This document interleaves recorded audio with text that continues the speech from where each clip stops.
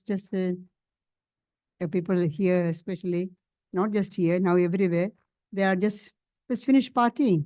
And why do you say that 1st January is important for Sri Ramakrishna's devotees? There's a reason. He said, this is day Sri Ramakrishna, who was already, you say, on his deathbed, you can say, because after 6 months he passed away. He was extremely sick with throat cancer, and that day he blessed the devotees. Blessing is, may you be spiritually illumined. For a devotee, there is nothing more than that. And that the highest, greatest blessing that devotee can get, have spiritual illumination. That's what he did. And that is only the household devotees. In that group who got that blessing, there is not a single one of the young people who later became monastics. That's another special thing. His 1st January is Sri Ramakrishna has kept for his lay devotees. He was suffering from throat cancer, and when he was diagnosed, he was brought to Calcutta for treatment. Because Dakshineshwar is so difficult, far away. Devotees cannot go and look up, be there. Doctors, to get doctors. Even now, it's very difficult. When in Sharadamad, when now anybody gets sick, it's very difficult to get doctors because the transport is very difficult there to come to that area. So they brought him to Calcutta. First, it was in a rented place. Oh, both rented place only. First in a small place in Shampupur, but right in the middle of Calcutta. And the doctor said, better to take him away from the polluted atmosphere of Calcutta. So the devotees got another place outside, a suburb of North Calcutta called Kausipur. And there this great drama occurred. And why, but you had to know why we should read this every year. Many of you heard this. Those who had come previous last few years, some of them may be coming hearing it for the maybe 20, 30 years. Every year, why do we read the same thing and remember? Because it is some sort of meditation. Shri Krishna says in the Bhagavad Gita, Janma karma chame divyam evam yo veti tattvadaha tektva deham punarjanma naiti mameti sorjina. One who thus knows in true light my divine birth and action, after leaving the body is not born again, and he or she attains to me. So we try to remember every year, remind ourselves what are the great, or how great this life and actions, the birth and actions of this great incarnation. Ordinary people cannot appreciate or understand, recognize an incarnation. To understand an incarnation, we should have some sort of spiritual development. There are many people in Dakshinesha who looked upon Sri Ramakrishna as the mad priest. And some of the villagers in Kamarpukur, why? Gadai, we played with him, we went to school and we acted many dramas in the mango grove of Manik Raja. He is our friend. And here, people, highly educated people of Calcutta, come and sit at his feet listening for hours together. Only if you advance a little spiritually, can you recognize or understand even a little bit of the greatness of the great soul. Otherwise, we measure each person with our measuring rod. As Sri Ramakrishna says in the story, a wealthy person asked his servant to give him a diamond and asked him to go and find the value from different people. So asked him to start with the vegetable vendor. So he went to the vegetable vendor and asked, how much will you give this for this stone? He looked at it, quite nice. Maybe 3 kilos of eggplant. Nothing more? No, no, no. I'm giving more than the market value. Then the man came back and told the master he will give 3 kilo of eggplant for this stone. Go to the cloth merchant. The cloth merchant also looked at it. It's a beautiful one, stone. I can give you 10 bales of cloth. Can't you increase a little more? No, no, no. It's more than the market price I'm giving you. Then the master said, take him to the jeweler. Jeweler looked at it and one glance, I'll give you 10,000 rupees. So to understand the value, you have to have a certain degree of development. In the ritualistic worship, there is a saying, Devo Bhutva Devam Ejit. Becoming a god, you worship God. In ritualistic worship, one of the items is we purify the body and imagine that we are divine. Only then we have got any right we can worship divine. To understand the divine, you have to have some sort of spiritual development, ability.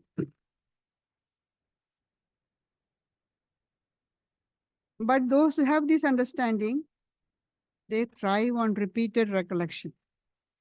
That is why we read this and think about it every year. Those who have come here, well, all of you are advanced in spiritual life. Otherwise, you wouldn't come here. The very fact that you are sitting here shows that you are advanced on, at least to a certain level on the spiritual path. And hearing it again and again, we try to assimilate these ideas. And we get these details about Sri Ramakrishna's life. There are few books are there. The mainly life we get from the great master, or it's recently, a few years ago, it was translated by another Swami and given with a different name, Ramakrishna and his divine play. In Bengali, it was called Sri Ramakrishna Leela Prasanga. And then there is a Gospel of Sri Ramakrishna. And another book written by Akshay Kumar Sen, Sri Ramakrishna Punthi. It is also translated as a portrait of Sri Ramakrishna. These three books mainly, and then of course the other books are life is there, but these three in detail give the life of Sri Ramakrishna. We are reading from this Leela Prasanga, or it's written by Swami Sharadananda, direct disciple of Sri Ramakrishna. And he gives a detailed description because he was present when this happened. It was 1st January 1886. It had been a little over 2 weeks since the devotees brought the master to the garden house in Kausipur on the advice of Dr. Mahendralal Sarkar. That was the physician who was treating Sri Ramakrishna. The Dr. Sarkar said that the air of an open garden area was purer than that of Calcutta, and that the master's throat cancer might abate if he could live in a place that had pure air. A few days after the master arrived at the Kausipur garden, Dr. Rajendralal Datta came to visit him. He is also another homeopathic doctor,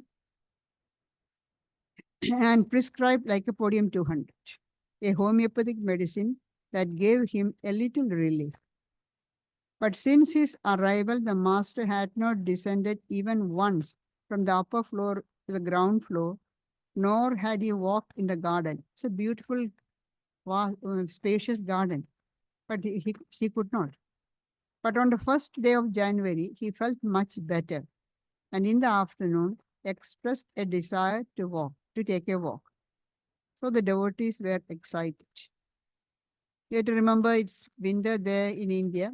So midday, it's in the sun, it is very fine. It's nice. At that time, Swami Vivekananda was undergoing intense renunciation.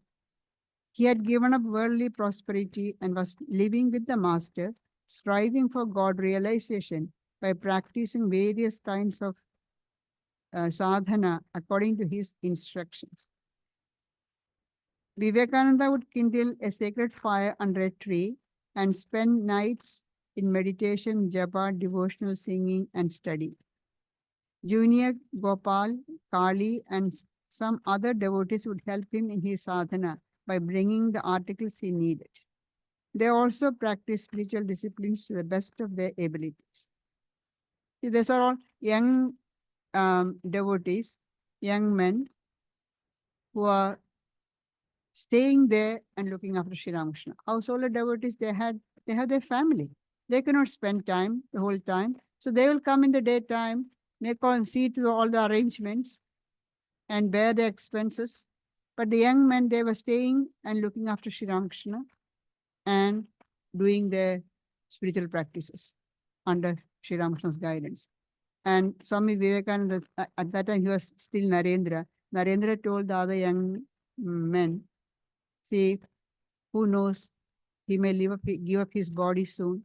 So while he is around, let us do spiritual practices and try to realize God. Otherwise, afterwards, we may repent.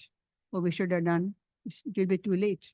So let us do. So they, under his inspiration, they were all spending a lot of time in meditation, japa, devotional singing, and chanting all that. Because the household devotees were busy with their worldly affairs, they could not always stay with the master. They would visit him at their convenience, and they made arrangements for food and other necessities for those who were continually engaged in the master's personal service. Sometimes these household devotees would stay at the Kosipu garden house for a day or two. As it was New Year's Day, a holiday, many devotees had come there. At 3 p.m., the master put on a red bordered cloth, a shirt, a thick red bordered wrapper, a cap covering his ears, and a pair of slippers, and then descended the stairs slowly with Swami Adbhutananda, that's Latu Maharaj.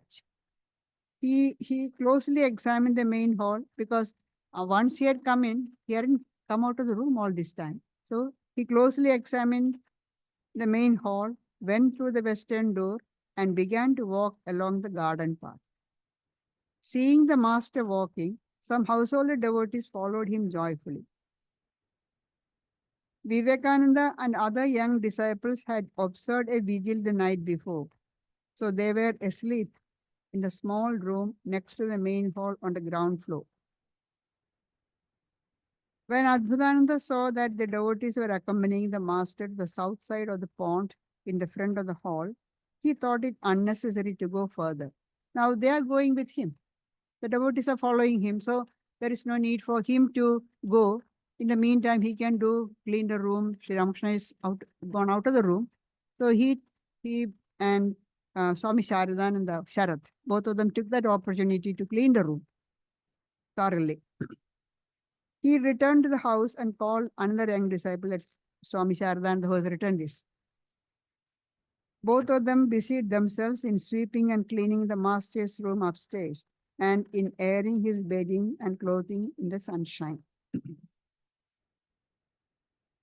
Among the household devotees, Girish had the most intense love for God. Once, Master highly praised his overwhelming faith and told other devotees, Girish has 125% faith. Girish, in spite, we always talk of Girish as the Bohemian devotee. He had all the vices that you can imagine for a person. But they had two qualities he had. He had faith and he always stuck to truth. And so Sri Ramakrishna says, Girish has 125% faith. Hereafter, people will be amazed by seeing his transformation. Sri Ramakrishna himself says. Driven by faith and devotion, Girish looked on the master veritably as God, who had graciously become incarnate to release human beings from bondage. Although the master had forbidden him to do so, he publicly expressed his belief to all. Sri Ramakrishna said a few times, when many people start talking about this, that means himself, he could never refer to himself as me or I. He always referred to this as this place, this, like that. He said, when many people start talking, then the body won't last long. It's like a king going in disguise. When people recognize him, then he immediately returns to his palace. Don't mix it with the people anymore, because they all recognize that he's the king. It's like that. But Girish had that firm faith that Sri Ramakrishna is God incarnate. And he used to tell everybody. Driven by faith and devotion, Girish looked on the Master veritably as God, who had graciously become incarnate to release human beings from bondage. Although the Master had forbidden him to do so, he publicly expressed his belief to all. On that day, Girish was present in the garden, talking to Ram and other devotees under a mango tree. Ramchandradatta is another prominent household devotee of Sri Ramakrishna. The Master, accompanied by the devotees, walked along the broad garden path and then slowly moved towards the gate. When he was halfway along the path, those who have been to Kasipur know it's a winding path. So when there is a curve at the place, at the spot, there was a mango tree, and these people were sitting. These devotees were sitting under the mango tree. While he was halfway along the path, he noticed Ram and Girish sitting in the shade of a mango tree. Addressing Girish, the Master said, "Girish, what have you found in me that makes you say all these things? That is, I am an avatar and so on. That makes you say all these things to everyone wherever you go." So wherever he goes, whoever he is ready to listen, he will tell the person that he is an incarnation, God taken a human form. Girish's faith remained unshaken, although he had been asked this question so abruptly. Sri Ramakrishna asked this question. There was no introduction. Girish didn't expect this question from Sri Ramakrishna, and so abruptly he asked the question, but Girish didn't waver in his faith. Hurriedly he got up, went up to the path, and knelt down at the feet of the Master. Saluting him with folded hands, Girish responded in a voice choking with emotion. "What more can I say of him? Even the sages Vyasa and Valmiki could find no words to measure his glory." Sages Vyasa and Valmiki. Valmiki wrote the life of Rama. He wrote Ramayana, the life of Sri Rama, one incarnation. And Vyasa wrote Mahabharata and Bhagavatam, in which different incarnations are described in Bhagavatam and Krishna's life in detail. So he's saying even sages Vyasa and Valmiki could find no words to measure his glory, could not finish describing. So what can I say about such a person? So what does he mean? The one who came as Rama and who came as Krishna is now Sri Ramakrishna. Sri Ramakrishna himself has said that many times. He who came as Rama and he who came as Krishna is now in this body as Sri Ramakrishna. As the Master listened to those wonderful words of faith, the hairs on his body stood on end. His mind ascended to a higher plane, and he went into Samadhi. Seeing the Master's face radiant with divine ecstasy, Girish joyfully shouted, "Jai Ramakrishna, Jai Ramakrishna, victory to Ramakrishna," and took the dust of his feet again and again.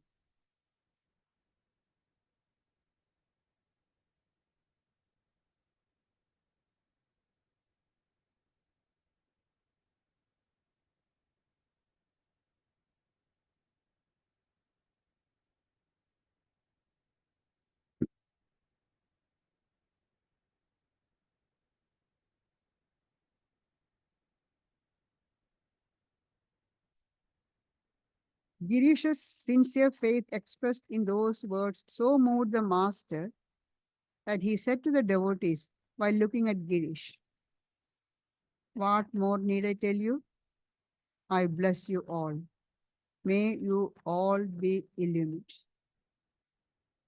He became overwhelmed by love and compassion for his devotees and went into ecstasy after uttering those few words. "What more shall I need tell you? I bless you all. May you all be illumined." That selfless and profound blessing touched the devotees deep within their hearts, and they became mad with joy. They forgot time and space. They forgot the master's illness. They forgot that they had vowed not to touch the master until his recovery. See, when impure minds, people of impure mind touch the holy person, all that impurity goes to that, and the person has to suffer. Ordinary people may suffer mentally, but Sri Ramakrishna, Holy Mother, they suffered physically. Sri Ramakrishna says he suffered from the throat cancer because of the sins of some of those devotees.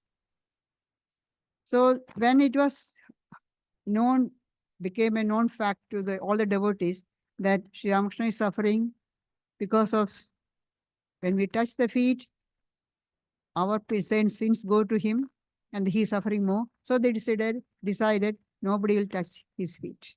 Nobody will touch him. And Niranjanananda, one of the young disciples, he stood guard like a watchman. He will stand at the gate with a big stick and a turban, acting like watchman. And after not on 1st January, but later, he was very strict. Who will go inside and meet Sri Ramakrishna? He wouldn't allow everybody. Even close devotees, sometimes he wouldn't allow. But today they forgot. They had decided that they won't touch the feet, Sri Ramakrishna's feet, till he recovered, but they forgot everything. They forgot that they had vowed not to touch the master until his recovery. They saw that a wondrous divine being had come down to them from heaven and was calling to them affectionately. They also felt that their suffering grieved him and that he was carrying in his heart an infinite pain and compassion for them and offering them shelter as selflessly as a loving mother. See, their suffering grieved him because the devotees, humanity, not just devotee, humanity is suffering. It is giving him pain. They felt that their suffering grieved him, and he was carrying in his heart an infinite pain and compassion for them, and offering them shelter as selflessly as a loving mother. They became anxious to bow down to him and take the dust of his feet. Their cries of victory to Ramakrishna resounded in all directions, as one by one they bowed down to him. As they touched his feet, the ocean of Master's compassion burst through all bounds and created an astonishing phenomenon. Almost every day in Dakshinesha, we had seen the Master become overwhelmed with compassion and grace and blessed some devotees with his powerful divine touch. This is Swami Sharadananda's comment. They have seen in Dakshinesha, he blessing some devotees, select devotees. Overwhelmed with compassion and grace, he blessed some devotees with his powerful divine touch. On this day, as he remained in a semi-ecstatic state, he began to touch each devotee present in a similar way, and their joy was boundless. He started touching everybody. The devotees understood that from this day on, the Master would no longer conceal his divinity from them or from anyone else in the world. They had no doubt that from now on, all sinners and sufferers, despite their shortcomings, lack of spirituality, and feelings of inadequacy would find shelter at his blessed feet. See, earlier, Sri Ramakrishna was very particular in selecting his devotees. He will test them and um, allow only select people to be close to him. And he used to say, if um, anybody wanted to come and stay with him, he said, no, you cannot stay here. He was very blunt. There's no soft speech, sweet speech. No, no, you can't stay here. He will send them away. If a person of impure character, say, wanted to sit with the devotees and have meal, he will say, no, this man is impure. He will pollute my children. Go away, get up and go away. It's very difficult. But they felt now, from now on, he is going to bless everybody. That's their feeling. Despite their shortcomings, lack of spirituality, and feeling of inadequacy, everybody, all sinners and sufferers, would find shelter at his blessed feet. Seeing the Master in that unique and exalted state, some became speechless, could only watch him as if bewitched. Some called out loudly to everyone inside the house to come and be blessed by the Master's grace. Others picked flowers in the garden and began to worship him, uttering mantras and showering him with flowers. And here is another, in two places this description is there.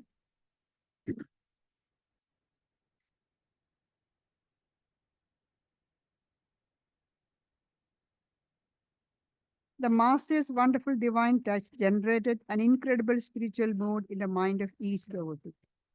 Some began to laugh, some to weep, some to meditate.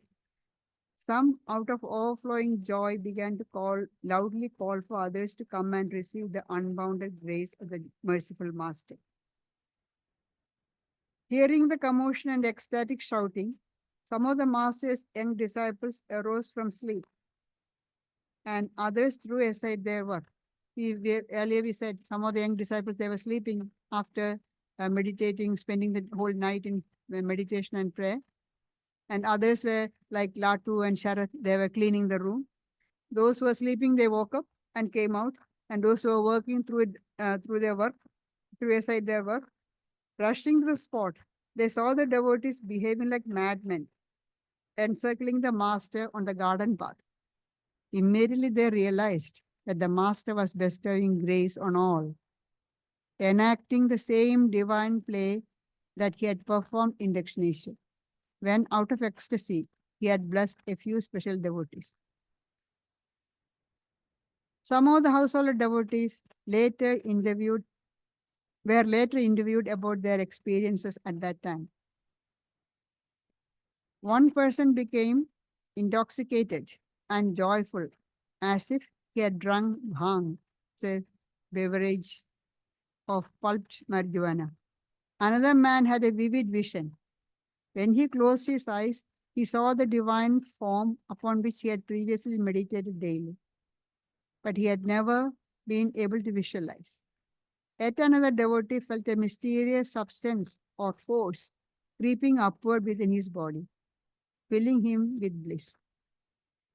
When another person closed his eyes, he saw a light that he had never seen before and felt tremendous bliss. It was evident that each person's vision or experience was different. Each one different experiences, but there is one common thing. But the feeling of being flooded with an extraordinary divine bliss was common to all. Everybody felt that divine bliss. Moreover, each of them believed that the Master's superhuman power, transmitted through touch, had caused that wonderful realization and transformation just by touch. Sri Ramakrishna could do that, transmit spirituality just by touching or just looking at the person. Ramchandra and some devotees have said that on that day, the Master became Kalpatharu, the wish-fulfilling tree. See, that is, and so we call this day Kalpatharu Day. Kalpatharu is a wish fulfilling tree. Whatever you wish for, it's a mythical tree. If you ask me, where is that Kalpatharu? Nobody knows. It's a mythical tree. But the idea is, this is a wish fulfilling tree under which you sit, and whatever wish for will happen. So it does not discriminate what you're wishing for is good for you or not. So there's a story about that. A man, traveler, at noon, hot summer, traveling, walking, rested under a tree. Under just one tree. He was so tired. Oh, I'm so tired. And hungry. If I get some food, so nice. Immediately, all the food came. Whatever you can imagine. Feast. Ate his heart's content. Now, after food, what's the next item? Sleep. Because you had traveled, walking tired. If I get a bed so hard, ground, immediately a soft bed came. Lying on the bed, stomach is full. Now, after walking, legs are tired, aching so much. If somebody can press my legs, how nice it would be. I can sleep. So immediately, a person came and started pressing his legs. Everything's happening immediately. Then suddenly a thought came, what if a tiger comes? That's it. The tiger came and ate him up. Because he was under a wish fulfilling tree, a Kalpatharu. So, because Sri Ramakrishna fulfilled all the, blessed them, Ramchandra and others, Ramchandra is one of the chief household disciple. He and others used to call it, they wanted to name this day, 1st January, as Kalpatharu Day. But Swami Sharadananda says, we don't agree with that. Because Sri Ramakrishna didn't give blessing indiscriminately. He gave only blessing what is good for you. Under the Kalpatharu, you wish whatever, what if a tiger comes? Tiger comes and eat you. No. He is not like that. Sri Ramakrishna is not like that. If you wish for something which is not good for you, he won't give you. However much you pray, he won't give you. The answer is no. Just like the little child demands something which is not good for the child. Mother will say no. Sri Ramakrishna is like that. But we think it is more reasonable to describe this event as a manifestation of Master's fearless divine nature, or to say that he revealed himself on that day, granting fearlessness to all. Sri Ramakrishna, according to Swami Sharadananda, on that day Sri Ramakrishna revealed his divine nature and blessed everybody with fearlessness, granting fearlessness to all. It is said that the Kalpatharu gives people whatever they ask for, good or bad. But the Master did not do that. By this event, he let it be known clearly that he was a God-man and that he offered shelter from fear to all without discrimination. He did not discriminate between good person and bad person, but offered shelter. Shelter from fear for all. But it is Sri Ramakrishna's divine will that the householder devotee Ramchandra wanted to call it Kalpatharu, and it has came to be known as Kalpatharu Day. Now everybody calls it Kalpatharu Day. 1st January is Kalpatharu Day for Sri Ramakrishna's devotees. At any rate, Haranjandra Das is worthy of being mentioned amongst those who were blessed with the Master's grace that day. As soon as Haran bowed down to the Master placed his foot on Haran's head. And very rarely did Sri Ramakrishna do that. Seldom did the Master bestow his grace in this way. He touches the person with his hand, not with his foot. But that Haran was one of them who was blessed in that way. Ramlal Chakrabarty, the nephew of Master, was also present on that occasion and received his grace. When asked about his experience, Ramlal said, "Before this, when I meditated, I could see only part of my chosen deity with my mind's eye, See, in meditation, what are we asked to do? We are asked to visualize the form of a chosen deity. You try to visualize the form, but we don't see the form. We try to visualize. We at the most we visualize what is the picture, what we see in the picture. That also is not very living. As so it's a picture we should try to visualize. That's what with the Ramlal also, Ramlal Sri Ramakrishna's nephew. When I saw, and Ramlal is describing, I could see, when I meditated, I could see only part of my chosen deity with my mind's eye. When I saw his feet, I could not see his face. And when I saw his form from his face to waist, I could not see his feet. See, because we try to visualize the form from head to foot. Moreover, whatever I saw never seemed to be alive. That's another problem with all of us. We try to visualize, but this doesn't look like a living form.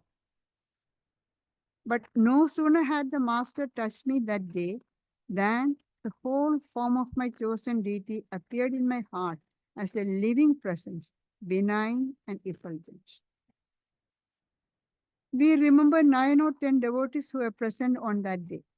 Girish, Atul is Girish's younger brother. Ram, Navagopal, Harmohan, Vaikuntha, Kishori Roy, Haran, Ramlal, and Akshay. Mahendranath Gupta, the recorder of the Gospel of Sri Ramakrishna, may also have been present. Usually, Yam records whatever he has seen, witnessed, whatever he had heard from Sri Ramakrishna. Everything is there in the Gospel. But he hasn't mentioned anything about the 1st January. So maybe he was not there, we don't know. But amazingly, none of the master's would-be monastic disciples were there at that time. The night before, Narendra and some other disciples had been engaged in sadhana, in addition to serving the master, so they were tired and were sleeping. Latu and Sharath were awake and saw the whole affair from the roof south of the master's room, but did not feel any urge to go there. They did not feel that they had to go. Sri Ramakrishna always used to tell them, "You are my own. You don't have to ask. Whatever I have belongs to you." The children don't have to ask for the parents for their wealth. Naturally, it comes to them. Now it's changing, but that's a usual form. So, Shira, when once Hazara was teaching the young disciples, you ask Sri Ramakrishna. He simply, you spend time eating banana and fruits and sweets and laughing with him. You ask for some power. Hazara was teaching. Power means psychic powers. And hearing that Sri Ramakrishna came out of the room, he overheard from the room and came out and said, "Why do you to ask? You don't have to ask anything. You are mine own. Whatever belongs to me comes to you." So the disciples knew that. They didn't feel any urge to go and ask for this. It's not for them. They did not feel any urge to go there. As soon as the master had left for his walk, they had taken the opportunity to clean the master's room and put his mattress and pillow on the roof to be sunned.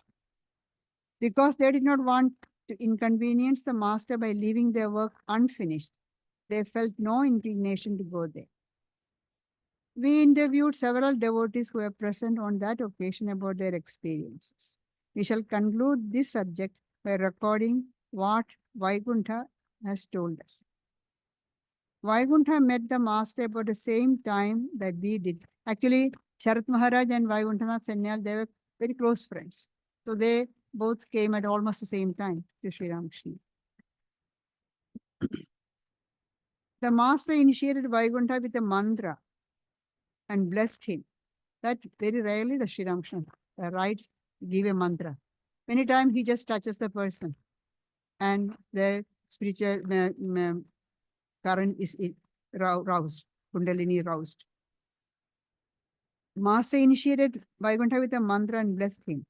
And from then on, he practiced sadhana and tried his utmost to have a vision of his chosen deity.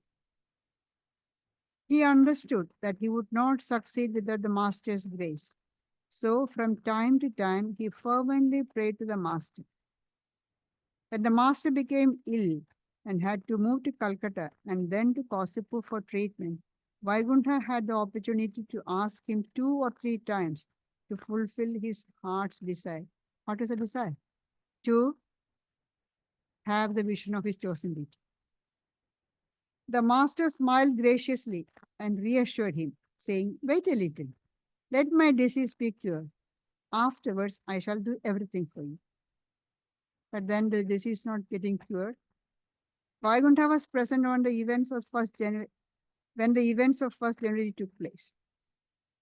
After the master had blessed 2 or 3 devotees with his powerful divine touch, Vaikuntha went before him, reverently bowed down to him and implored, "Sir, please bestow your grace on me." The master answered, "You have achieved everything." Vaikuntha said, "Sir, when you say that I have achieved everything, it must be so." See, that is the faith. If you say that I have achieved everything, it must be so. Kindly help me so that I can understand it a little. You say that I have achieved everything, but I don't understand. Help me to understand. The master said, "All right," and gently touched his chest for a moment. Vaikuntha described it thus. Consequently, a wonderful change came across my mind. Sri Ramakrishna just touched Vaikuntha on his chest. A wonderful change came over my mind, across my mind.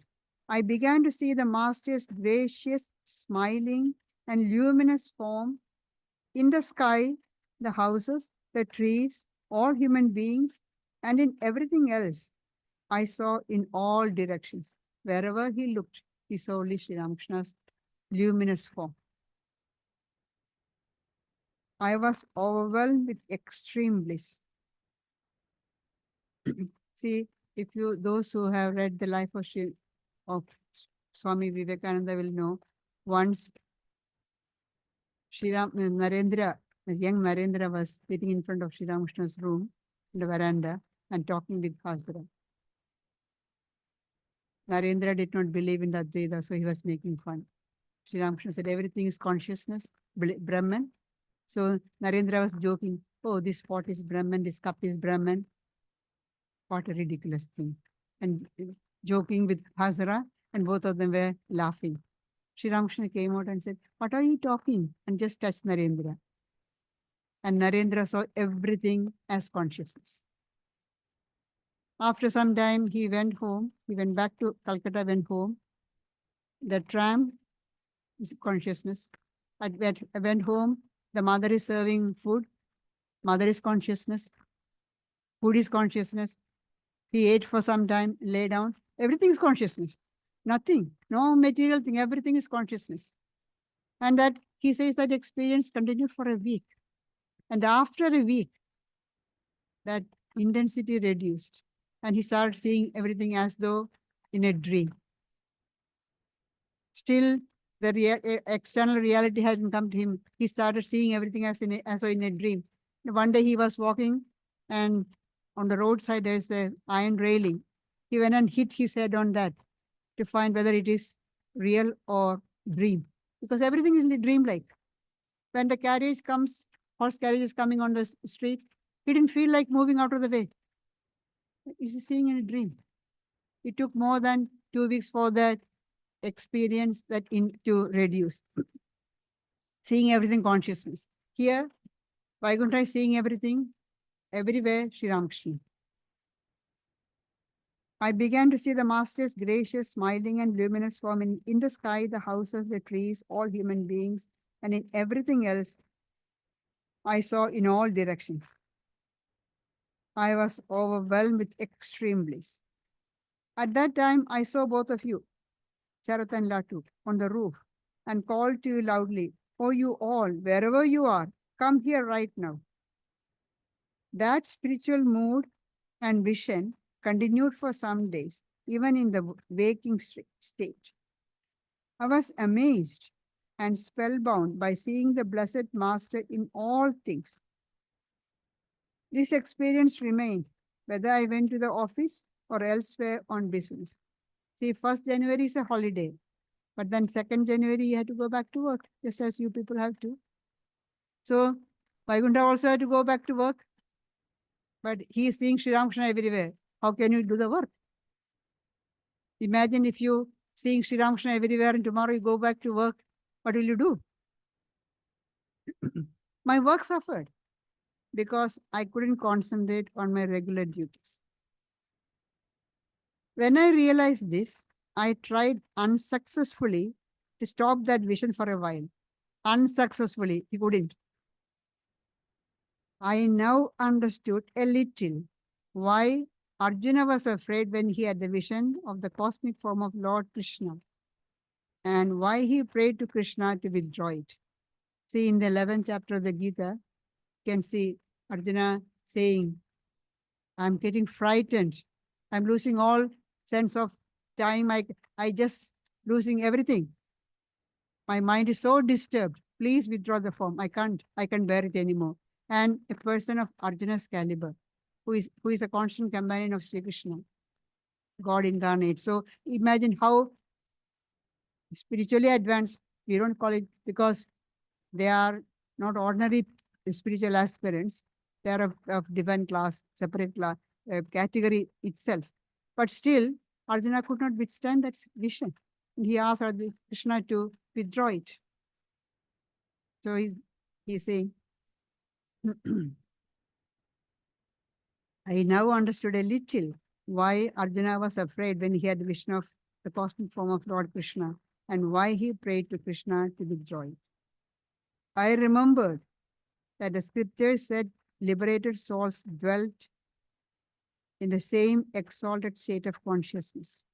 See, liberated souls. We read about the Jivan Muktas, free while in the body, liberated while in the body. They are on a very high level, on a very high level of consciousness.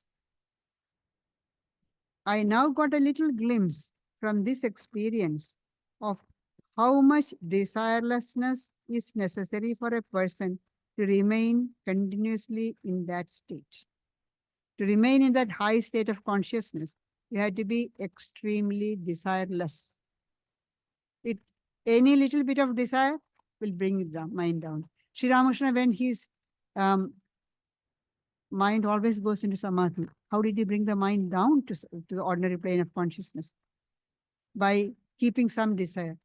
And his desire was, I'll drink a glass of water. I'll talk to the devotee. These are his desire, to bring the mind down.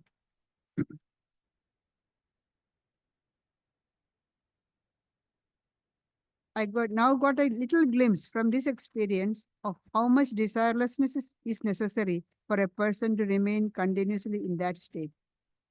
Hardly had a few days passed when I was overwhelmed by this continuous vision and spiritual mood and found it difficult to function. Sometimes I thought, shall I lose my mind?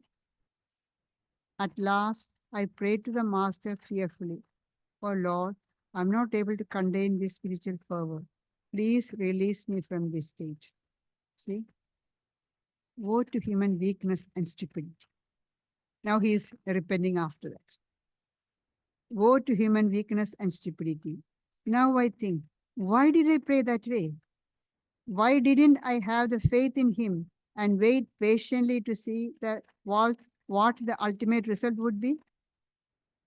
I might have become mad or my body might have dropped away. Why didn't I wait? Soon after that prayer, my vision and spiritual mood abruptly came to an end. See, with that, the bliss also goes away. That bliss was because of the vision. With the vision came the divine bliss.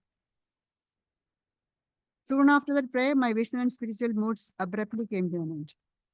I was fully convinced that my experience came to an end by the same person from whom I had received it. We see another person who similarly prayed for Sri Ramakrishna for experience and then asked to withdraw. Madhur Babu, the proprietor, seeing Sri Ramakrishna going into ecstasy, he prayed, I want to experience ecstasy. Sri Ramakrishna said, you don't have to. You are serving me. That is enough. No, no, no, I want to experience ecstasy. Please give me ecstasy. He kept on pestering. Then Sri Ramakrishna said, well, it's up to mother, because he never said, I will do that. He always said, whatever mother wishes.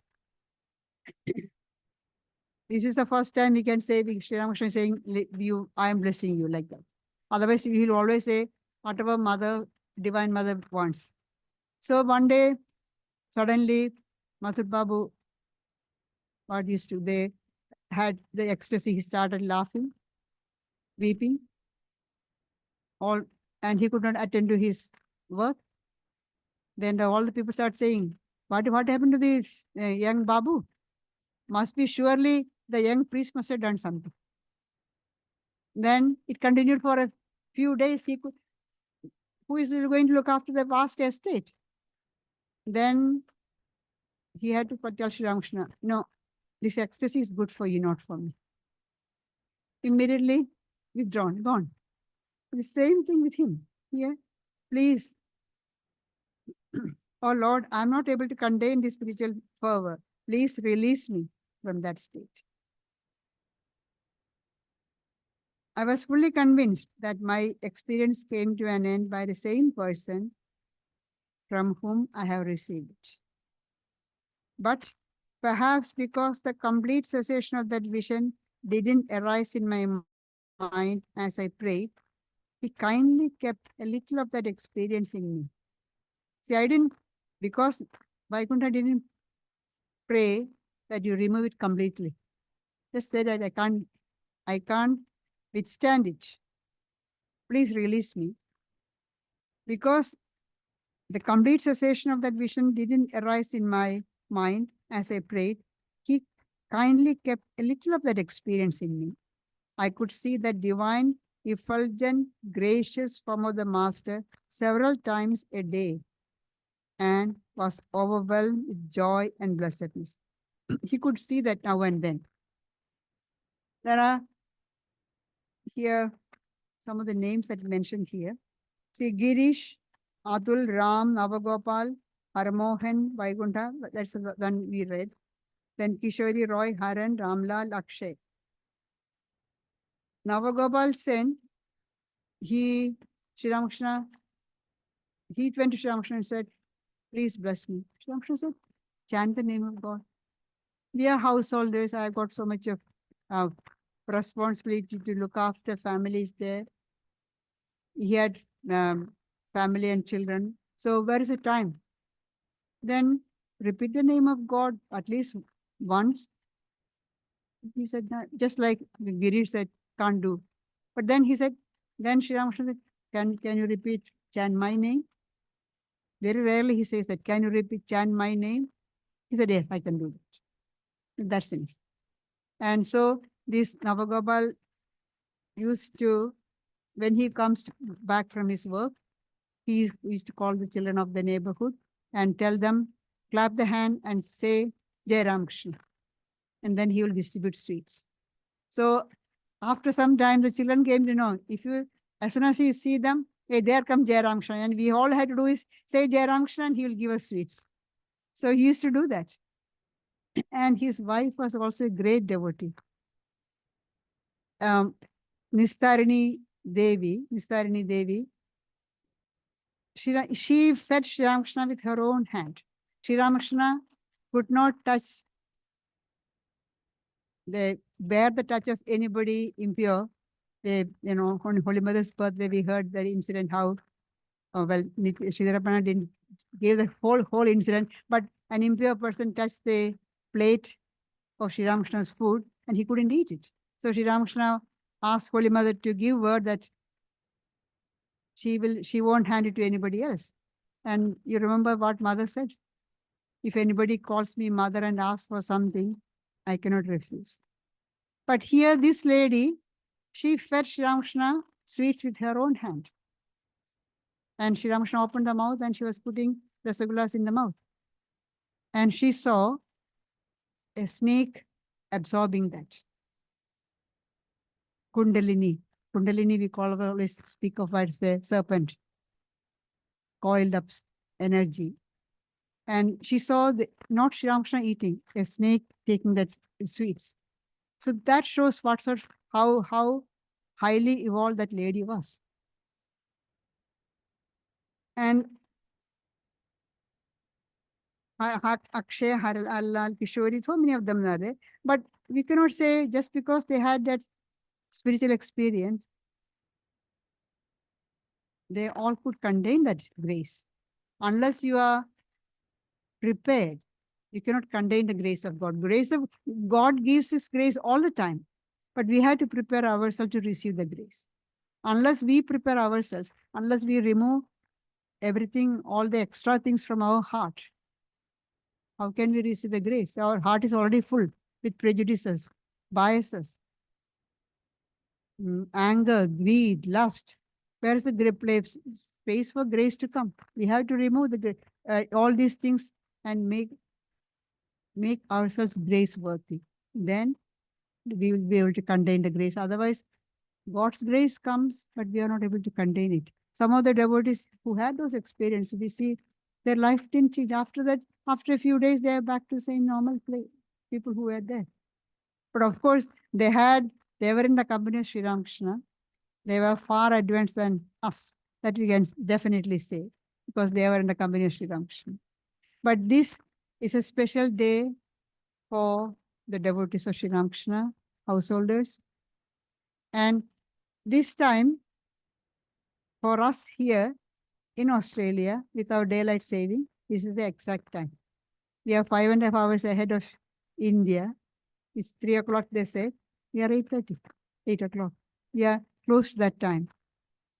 And on 1st January, you all celebrated New Year's Eve. Now, New Year's Day, you have to remember Sri Ramakrishna. He is blessing you. And we have to try ourselves to be grace worthy so that we will be able to contain His grace.